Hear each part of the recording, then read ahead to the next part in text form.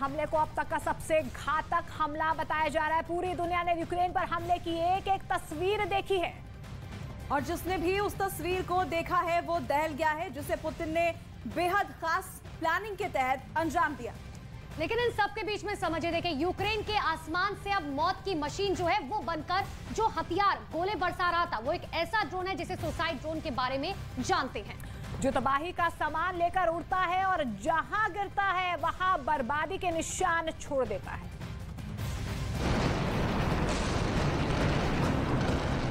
लेकिन कीव पर तमाम तरह के मिसाइल और सुसाइड ड्रोन के हमलों के बाद भी ज़ेलेंस्की सुरक्षित हैं और खुलकर बयान दे रहे हैं, पुतिन को लगातार चैलेंज कर रहे हैं। Київщина, Житомирщина, Кіровоградщина, південь держави. Вони прагнуть паніки і хаосу, хочуть знищити нашу енергосистему. Вони безнадійні. Друга мішень – це люди. Спеціально обрали такий час і такі цілі, щоб завдати якнайбільше шкоди. Але ми, українці... ज़ेलेंस्की ने अपनी वीडियो स्टेटमेंट में ईरान के ड्रोन का नाम लिया।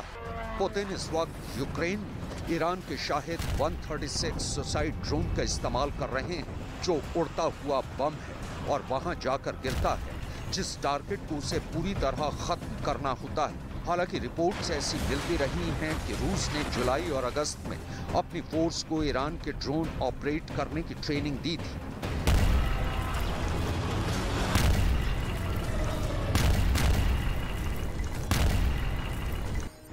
इसमें 3 ड्रोन शामिल रहे, जिसमें मुहाजिर 6, शाहिद 129 और शाहिद 191 ड्रोन शामिल हैं।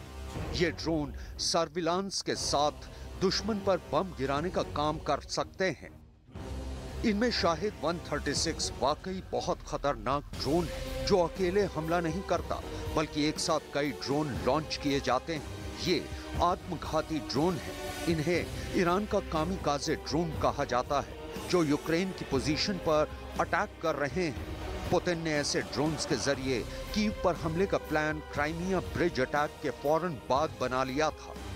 पुतिन ने बस ज़ेलेंस्की को सबक सिखाने का ऑर्डर दिया और उसके बाद उनके स्पेशल ऑपरेशन के नए कमांडर जनरल सर्गेई सुरोविकिन को आदेश मिला।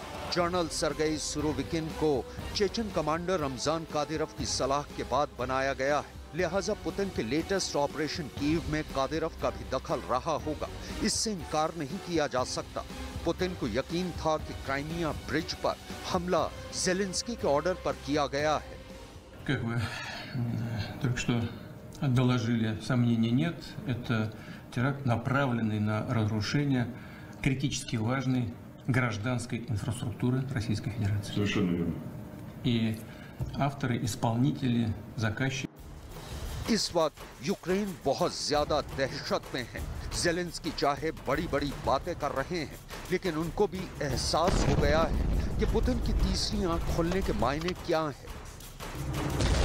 ज़ेलेंस्की की तरह पुतिन रोज बयान जारी नहीं करते, ना ही सेल्फी वाले वीडियो बनाते हैं। वो जब कैमरे के सामने आते हैं तो एक पुख्ता प्लान बनाने या उसे अंजाम पहुंचाने वाले भरोसे के साथ बात करते हैं। इसलिए अब ज़ेलेंस्की के लिए अंडरग्राउंड होने का वक्त आ गया है, क्योंकि अब पुतिन ने तीसरी आंख खोलकर शॉक एंड ऑ वाला एक छोटा सा ट्रेलर दिखा दिया है।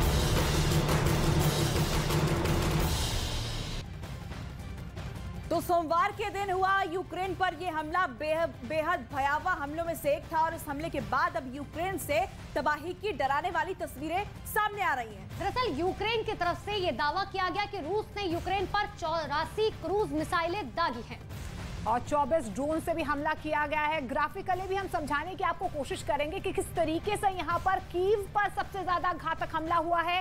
इंफ्रास्ट्रक्चर पर सबसे ज्यादा घातक हथियारों से यहाँ पर तबाही मचाई गई है पुतिन की तरफ से। जी हाँ, 84 क्रूज मिसाइलों से अटैक किया गया है। ये दावा ज़ेलेंस्की की तरफ से किया गया है कि यूक्रेन पर भीषण हमला हुआ है। 24 ड्रोन के जरिए अटैक किया गया है यूक्रेन के ऊपर। इतना ही नहीं, इन हमलों में समझे 70 इंफ्रास्ट्रक्चर साइट्स जो हैं वो तबाह हो चुके हैं, जबकि यूक्रेन ये दावा करे कि 56 हमले नाकाम जो है हमारी तरफ से किए गए हैं। तो ये बड़े दावे जो हैं यहाँ पर ज़ेलेंस्की की तरफ से किए गए हैं, लेकिन सीधे तौर पर तमाम तबाही की मंजर और जो तस्वीरें हैं लगातार यूक्रेन से सामने आ रही हैं।